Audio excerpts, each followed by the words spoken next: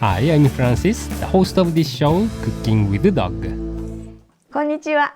今日はくるみ、きなこ、黒ごま、黒砂糖を使ったそれはもう美味しいくるみ大福を作ります。First, cut 4 walnuts in half. These walnuts will be placed in the filling later. Press the rest of the walnuts with a wooden paddle, breaking them into fine pieces. These are unsalted roasted walnuts, but we toasted them again at 120 degrees Celsius for 5 minutes to bring out the nutty flavor. Next, combine the black sesame paste and anko sweet red bean paste in a bowl. Thoroughly mix the paste. Now, scoop 1 tablespoonful of the filling with a spoon. Even out the surface and make a small dent in the center. Place 2 small walnut pieces into it and cover. Shape the anko into a ball and place it onto a tray. Repeat the process and you'll have 4 pieces of anko filling in total. And now, let's make the mochi. In a microwave-safe bowl, place the shiratamako, sticky rice flour, and add the water a little at a time while stirring with a balloon whisk. Be sure to mix thoroughly to avoid any pockets of dry flour.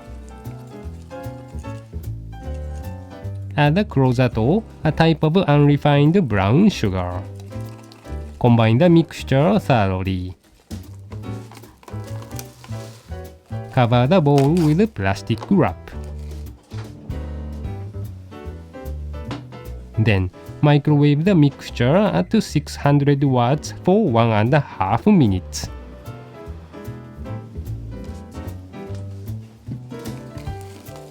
Remove the plastic wrap.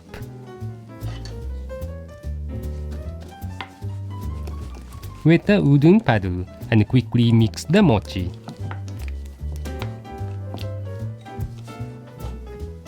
Cover the bowl with plastic wrap again and microwave the mochi for 1 more minute.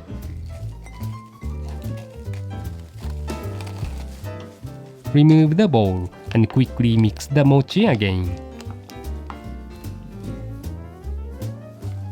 Now add the walnuts.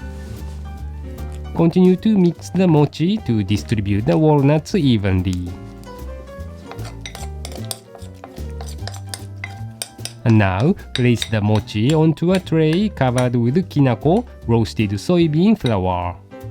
The mochi is very sticky, so be sure to use a generous amount of soybean flour. Sprinkle on the kinako and flatten the mochi. Then divide it into 4 equal pieces. Now, hold 1 piece of mochi and dust off the excess kinako with a kitchen brush. Add the anko bowl and spread the mochi around it. Be sure to tightly close the gaps. Then, place it onto the tray with the closed side facing down and coat the bottom with the kinako. Finally, sprinkle the kinako on top. Adding the sugar will sweeten the wrapper and also help to keep the mochi from getting firm. The walnut pieces are both in the filling and in the wrapper, giving the daifuku an extra nutty flavor and a crunchy texture. 思ってた通りのくるみ大福ができて大満足です。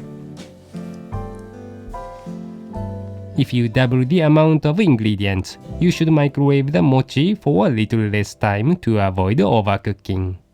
Good luck in the kitchen!